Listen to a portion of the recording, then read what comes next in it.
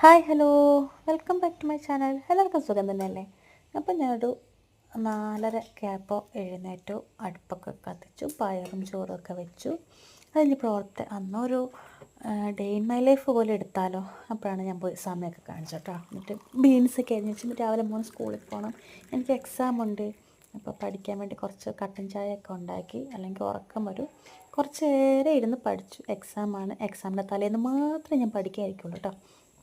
തലേന്നും പിറ്റേന്ന് രാവിലെ ആയിട്ട് ഇമ്പോർട്ടൻറ്റ് ക്വസ്റ്റ്യൻസ് മാത്രം പഠിച്ചിട്ട് പോകും. എത്ര പേരുണ്ട് അങ്ങനെ എന്നെപ്പോലെ അല്ലാത്ത നല്ല മക്കളും ഉണ്ടെന്ന് എനിക്കറിയാം.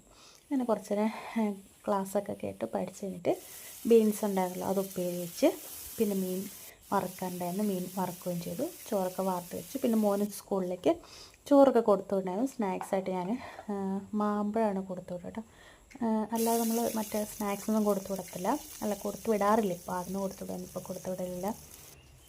പിന്നെ ചോറിന് കറികളൊക്കെ ആക്കി, കാരണം രാവിലെ കോളേജിൽ പോകണ്ടേ, ഉമ്മ ഇവിടെ ഇല്ല. അപ്പോൾ രാവിലത്തെ ബ്രേക്ക്ഫാസ്റ്റും കാര്യങ്ങളൊക്കെ ആക്കി. ഇതിൽ ഏറ്റവും വലിയ പാടെന്ന് പറഞ്ഞാൽ ഇവനെയൊക്കെ വിളിച്ച് എഴുന്നേൽപ്പിച്ച് കഴിഞ്ഞാൽ പിന്നെ കുറേ നേരം ഇങ്ങനെ മടി. കാരണം രാവിലെ ഭയങ്കര തണുപ്പാണ് രാവിലെ. ഉണ്ട് ഒരു 7:30 ഞാൻ അവനെ വിളിച്ച് എഴുന്നേൽപ്പിക്കും കേട്ടോ. എന്നാലും എനിക്ക് അവൻ ആഹാരമൊക്കെ കൊടുത്തിട്ട് എക്സാമിന് പോകാൻ പറ്റുള്ളൂ.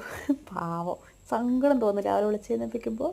പക്ഷെ നമുക്ക് വേറെ നിവൃത്തിയില്ല. അങ്ങനെ പല്ലൊക്കെ തേപ്പിച്ച് കുളിപ്പിച്ച് ഇതൊക്കെ കൊടുത്തിട്ടോ. അപ്പോൾ ചെറിയ ആൾ രാവിലെ എഴുന്നേറ്റ് വരും. ഇപ്പോൾ ഞാൻ എക്സാമിന് പോകുമ്പോൾ ഉള്ള വീഡിയോ ഒന്നും എടുത്തില്ല കേട്ടോ. ഭയങ്കര ടെൻഷനായിരുന്നു, ക്ലാസ് അവിടെ നിന്ന് കേട്ടോണ്ടിരിക്കുകയാണ്. അങ്ങനെ അവിടെ നിന്ന് എക്സാം തിരിച്ച് പോകുന്നു. പിന്നെ ഉച്ച കഴിഞ്ഞിട്ട് വീട്ടിൽ വന്നിട്ട് ചോറൊക്കെ കഴിച്ചാൽ ഞാൻ എടുത്തില്ല. പിന്നെ രാത്രിയിലത്തേക്കല്ല, പിറ്റന്നത്തെ ആടിൻ്റെ കഞ്ഞി വെക്കാനുണ്ടായിരുന്നു.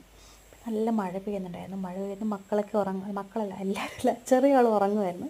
ചെറിയ ആൾ ഉറങ്ങുന്ന സമയത്ത് ഞാൻ കോക്കനട്ട് ബണ്ണുണ്ടായിരുന്നു, അതൊക്കെ തിന്നവിടെ ഇരുന്നു. പിന്നെ നമ്മൾ ഡാമിൽ പോയിട്ട് ഷട്ടർ വന്നിട്ടുണ്ട്, ബാണാസുര ഡാമിൻ്റെ ഷട്ടർ വന്നിട്ടുണ്ടായിരുന്നു. അപ്പോൾ ഞങ്ങളുടെ റോഡൊക്കെ നോക്ക്, നല്ല കുണ്ടും കുഴിയായിട്ടുള്ള റോഡ്. ഇതിലും കഷ്ടമായിരുന്നു. ഇപ്പോൾ ഇത്രയെങ്കിലും ആയി റോഡ്. ഞാൻ ഡാമൊക്കെ കാണാൻ പോയി, ഡാമൊക്കെ കണ്ടു. അവിടെ നിന്ന് ചായയൊക്കെ കുടിച്ച് തിരിച്ച് വീട്ടിലോട്ട് പോന്നു. രാത്രിയിലത്തെ വീഡിയോസ് ഞാൻ എടുത്തില്ല കേട്ടോ, കാരണം അന്ന് കഞ്ഞിയാണ് വെച്ച്, വേറെ ഒന്നും ഉണ്ടാക്കിയില്ലെന്ന്.